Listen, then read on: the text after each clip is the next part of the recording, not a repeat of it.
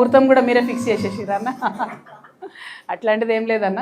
ప్రజాబాట చాలా అద్భుతంగా ఫినిష్ చేసుకుంటాం. ఏప్రిల్ 13కు ప్రజాబాట ముగుస్తుంది. అంటే ఈ 4 నెలలు కూడా, నిన్న మీరు ఆదిలాబాద్లో డే అంతా మాతో ఉన్నారు.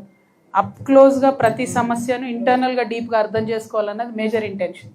అట్లా ప్రతి చోటికి వెళ్తున్నాం, ఎన్ని చోటికి వీలైతే అన్ని చోట్లకు వెళ్తున్నాం. ఈ 4 నెలల కాలంలో మా వల్ల ఒక 4 సమస్యలకు పరిష్కారం దొరికినా కూడా మా జన్మ ధన్యమైనట్టు భావిస్తాం. తెలంగాణ జాగృతి సంస్థ బలోపేతం కూడా చేసుకుంటూ వెళ్తాం ప్రాసెస్లో. మా పాత కార్యకర్తలు ఉన్నారు, కొత్త వాళ్ళు ఉన్నారు, ఇంట్రెస్ట్ ఉన్న వాళ్ళు ఉన్నారు, అందరినీ కలుపుకొని ముందుకెళ్తున్నాం. అల్టిమేట్గా మేము ప్రజలకు ఒక్క చిన్న సమస్య పరిష్కారం చూపగలిగిన మంచిదే అనే ఉద్దేశంతో వెళ్తా ఉన్నాం. ఏమో ఇంట్రెస్టింగ్ ఉంది, ఏం జరుగుతుందో అర్థమైతలేదు. కానీ ఒకటి బాధ కూడా ఏంది అని అంటే, అన్ని పార్టీలలో అందరు పెద్ద నాయకులు ఓన్లీ జూబ్లీహిల్స్నే ఉన్నారు. నిజంగా నిన్న ఒక రైతు ఒక మాట అన్నాడు, జూబ్లీహిల్స్లో రైతులు ఉంటే మాత్రం ఇమీడియట్గా మా పత్తి పరిష్కారం అవుతుండే, పత్తి సమస్య అన్నాడు. ఇప్పుడు ఆడ రైతులు లేరు, ఎలక్షన్ నడుస్తుంది కాబట్టి అసలు రైతులు వీళ్ళు ఇక్కడ పట్టించుకుంటలేరు. అదే ఏదైనా ఒక రూరల్ నియోజకవర్గంలో ఎలక్షన్ అయితే ఖచ్చితంగా ఇవాళ మొత్తం తడిసిన వడ్లు కొనేటోళ్ళు, తడిసిన మక్కలు కొనేటోళ్ళు, తడిసిన పత్తి కొనేటోళ్ళు. ఎన్నికలు అర్బన్ ఏరియాలో అవుతుంది, పట్టణంలో అవుతుంది కాబట్టి రైతుల్ని పట్టించుకుంటలేరు. అది మాత్రం చాలా దారుణం.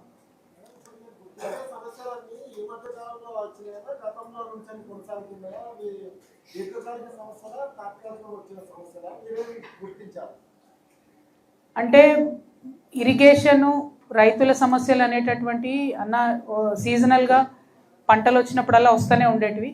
కానీ ఈసారి ప్రకృతి వైపరీత్యం కూడా దానికి తోడైంది. ఇరిగేషన్ సమస్యనేమో ప్రభుత్వాలు తీర్చగలిగింది, వాళ్ళ చేతులు ఉన్నాయి. ప్రకృతి వైపరీత్యం వాళ్ళ చేతులు లేదు. కానీ ప్రకృతి వైపరీత్యమైన, ప్రభుత్వ వైఫల్యమైన అల్టిమేట్గా రైతులు, ప్రజలు సఫర్ అవుతూ ఉన్నారు. సో మా దృష్టికి వచ్చినటువంటి అంశాలను ఎత్తి చూపించి ప్రభుత్వాల దృష్టిని ఆకర్షిస్తే తొందరగా పరిష్కారం అయితే అనుకుంటున్నాం. ఉదాహరణకు బోత్ నియోజకవర్గం పిప్రి గ్రామం నుంచి బట్టి విక్రమార్క గారు పాదయాత్ర చేసిండ్రు.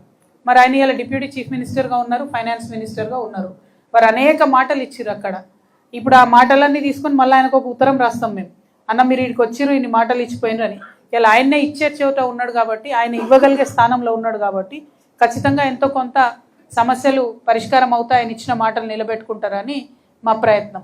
థ్యాంక్ యూ అన్న, థ్యాంక్ యూ అందరికీ. జై తెలంగాణ, జై జాగృతి. క్యా హువా అన్న, క్యా అన్న,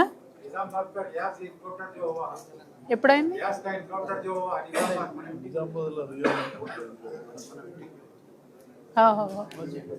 ओके, हम जाके आए हैं ना वहाँ पे, पुलिस से बात करें, जो 2-3 लोगों के घर पे भी जाके आए थे ना, और क्लोजली देखेंगे. आज मैं यहाँ से निजामाबाद ही जा रही हूँ, तो बराबर उस इश्यू पे हाँ अन्ना नहीं गए ना, देखेंगे ना एक बार वहाँ जाके बात करके. मैं आज भी जा रही हूँ निजामाबाद, इश्यू पे ज़रा सोचेंगे उसके बारे में. हम बहुत हमदर्द है, हमदर्दी से ही सोचेंगे अन्ना. Thank you. जय तेलंगाना.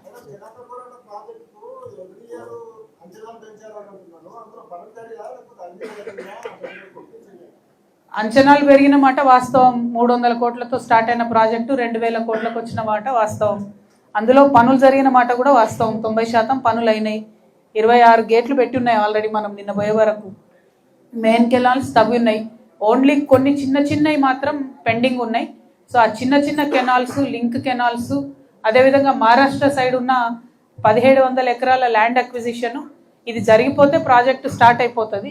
కానీ మహారాష్ట్రతో అసలు మన వాళ్ళు మాట్లాడతలేరు. ఒకటి, మన దిక్కు జరిగే పనుల మీద శ్రద్ధ పెడతలేరు. 2, ఆ 2 విషయాల్ని కూడా మేము ప్రభుత్వం దృష్టికి తీసుకుపోవడానికే చెనాక కొరాట విజిట్ అనేది పెట్టుకోవడం జరిగింది.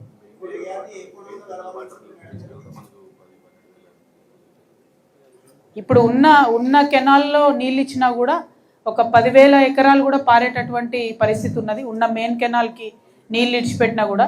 అయితే ఇక మీరు చూస్తున్నారు, ఇక నేను ఇంకా డీప్గా చెప్పదలుచుకోలే, కానీ గేట్లు వేస్తున్నారు, తీస్తున్నారు ఇసుక మాఫియా కోసం. అది మీ అందరి దృష్టిలో కూడా ఉన్నది. సో ప్రాజెక్ట్ని వేరే రకంగా వాడుకుంటున్నారు, రైతుల కోసం కాకుండా పైసల కోసం వాడుకుంటున్నారు. అటువంటి వాడుకోకుండా రైతులకు బెనిఫిట్ చేయాలనేది విషయమే చెప్పడానికి వచ్చాం.